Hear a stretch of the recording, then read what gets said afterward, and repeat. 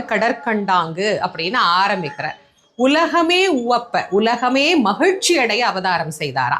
ஆனா நம்ம அந்த மகிழ்ச்சிக்கு மாறாக துன்பத்தை அனுபவிக்கிறோமே. ஏன்? துன்பத்திற்கு காரணம் வினைகள். வினைகள் எல்லாத்தையும் வேலவன் நீக்கிவிட்டால் நமக்கு வாழ்க்கையில துன்பம் எங்கிருந்து வரப்போகுது? அப்போ இந்த ஒரு பாடல் மூலமாக அருணகிரிநாத சுவாமிகள் அதை நமக்கு உறுதி செய்கின்றார்.